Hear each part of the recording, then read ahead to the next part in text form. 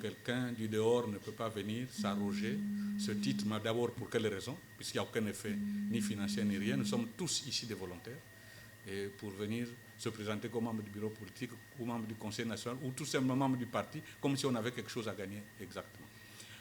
Depuis un bon bout de temps, vous avez suivi le feuilleton que notre camarade, ce premier secrétaire sortant, est en train d'organiser dans le pays. Vous savez tous que le 6 janvier 2024, nous avons organisé une grande assemblée au Pinaré à l'effet de décliner notre position sur la situation actuelle du parti, la situation de crise que couvre notre parti en ce moment précis. Et les instances issues du congrès du 13 de 2013, je veux dire, s'obstinent à rester à l'UPADES malgré le fait que, à la tête du parti, malgré le fait que tous nos mandats sont déjà obsolètes. C'est pour cette raison que nous nous sommes réunis en courant, que nous avons appelé Task Force, l'esprit UPADES, pour essayer de faire tout ce qui est de notre capacité pour nous réapproprier le parti, et ramener le parti et le remettre aux militants qui ont la latitude de décider sur ce parti-là et pas des individus.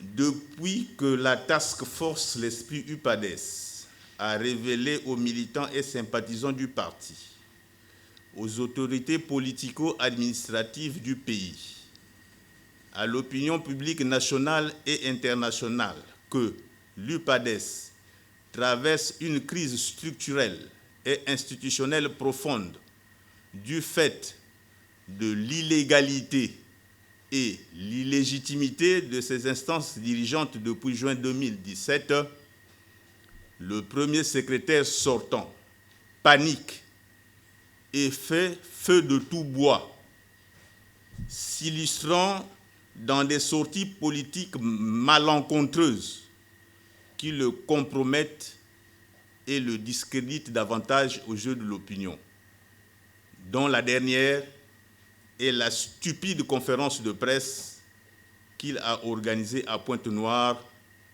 le jeudi 25 avril dernier.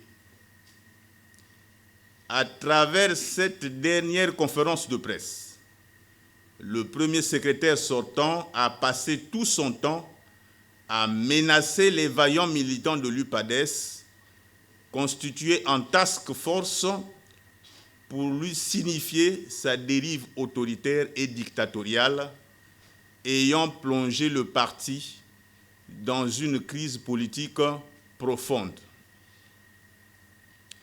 La panoplie des menaces est grande pour tenter de museler la task force, l'esprit UPADES, à savoir tentative de mêler la force publique au débat politique interne du parti, les menaces à l'endroit des journalistes et des organes de presse pour museler notre droit à nous exprimer, les intimidations et les menaces à l'intégrité physique des militants du parti qui ne partagent pas ces dérives, la diabolisation de la task force l'esprit UPADES en la convertissant malhonnêtement en une vulgaire dissidence ou rébellion, alors que celle-ci pose le problème fondamental de l'existence du parti, à savoir le respect scrupuleux des textes organiques et de l'agenda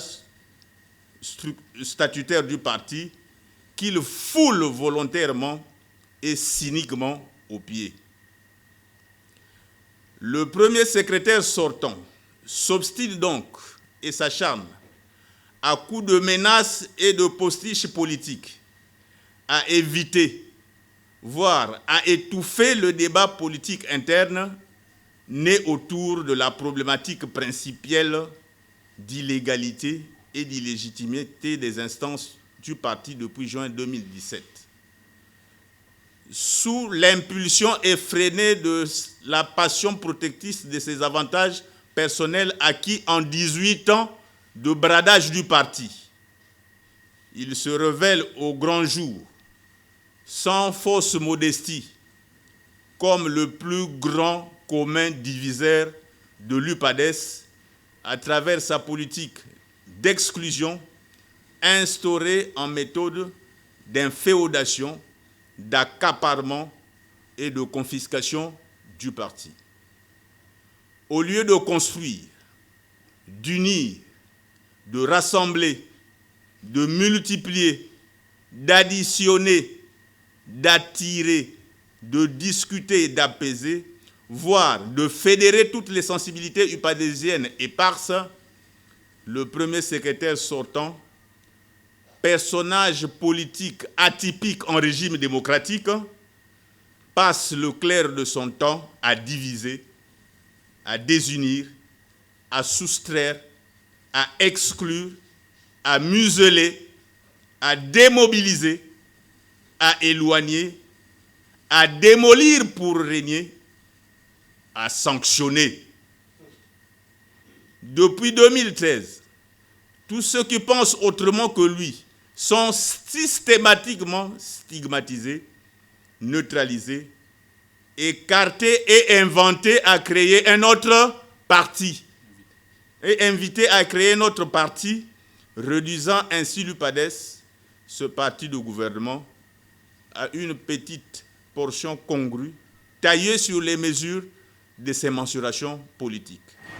Quelle est la situation actuelle de la task force l'esprit UPADES? Quel est son état d'évolution? Est-ce que, n'étant plus dans le parti, vous gardez la force de combattre afin d'atteindre les objectifs que vous vous êtes fixés? Est-ce qu'il n'y a pas, des signes d'essoufflement, puisque de la même manière que vous dites que les instances du PADES n'ont plus leur légitimité, de l'autre côté, on se pose des questions, d'où la task force, l'esprit du PADES tire sa légitimité à elle. Et quelle est donc la situation sur le plan juridique, administratif et même politique? Non, l'UPADES, c'est un grand parti politique. C'est un parti de gouvernement. Mais malheureusement, nous sommes réduits à l'état de mutuelle aujourd'hui. C'est vraiment une mutuelle. C'est pour ça que nous disons, en termes d'avancée, il faut que cela soit clair. Nous avons 3 chantiers. Un chantier politique, un chantier administratif et un chantier judiciaire. Sur le plan politique, le premier moment, c'est ce que nous sommes en train de faire. 1, nous avons imposé un certain rapport de force. Si Pascal Satima-Bala est obligé de venir dépenser de l'argent pour convoquer la presse tout le temps, c'est parce que nous sommes utiles, c'est parce qu'il sait que nous existons et c'est parce qu'il sait que nous sommes forts. Tout ce qu'il raconte, il dit, c'est un petit groupe de 8-10 personnes qui seront... On n'allait pas lui faire autant de déplacements. Nous vivons, nous existons. Le premier chantier, c'est celui de la politique. 1, faire connaître au niveau des militants dans tous les départements les objectifs, la pensée réelle de la task force, l'esprit UPADES. Premier problème. C'est ce que nous sommes en train de faire. Vous avez vu qu'à Madingu, en Kayi, il y a eu une déclaration. Ici à Pointe, il y a eu une déclaration. En France, il y a eu une déclaration. Nous sommes en train d'organiser notre implantation sur le plan national et international. Et le chantier avance. Sur le plan administratif, nous vous avons dit, nous ne sommes pas des bandits. Les bandits ne peuvent pas être là en train d'écrire au ministre de l'Intérieur, être là en train d'écrire au président du Sénat, être là en train d'écrire au président de l'Assemblée nationale. Nous avons écrit à toutes ces autorités pour sensibiliser ces autorités, c'est eux qui gèrent le pays, pour dire à l'UPADES, il y a un problème. Et notamment au ministre de l'Intérieur, qui nous a fait recevoir par son conseiller politique et qui nous a donné toutes les assurances qu'il dresserait rapport auprès du ministre de l'Intérieur. Parce que nous avons évoqué des questions liées à l'administration et au droit. Nous avons été reçus, il a déposé son rapport. Jusqu'à présent, nous attendons la réaction du ministère de l'Intérieur.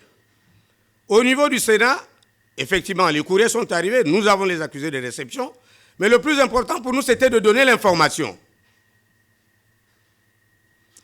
Ça, c'était le deuxième chantier. Le troisième chantier, c'est sur le plan judiciaire. Vous n'êtes pas sans ignorer que nous avons déposé plainte auprès du juge de référé près le tribunal de grande instance de Brazzaville. Alors, qu'est-ce que nous avons eu avant le Conseil national? Parce que nous avons demandé qu'effectivement, dans notre requête, qui a été relayée par notre avocat auprès du tribunal, que les comptes de l'UPADES soient gelés, que tout ce qui concerne les bureaux de l'UPADES soit scellé jusqu'à ce que le juge de référé rende ses conclusions. Le juge a jugé recevable notre requête parce qu'elle était fondée. Et le jour où il doit dire le verdict, il se déjuge pour dire « Je ne suis pas compétent pour régler cette affaire ». Il s'est déjugé. Et il nous a envoyé les deux parties dos à dos.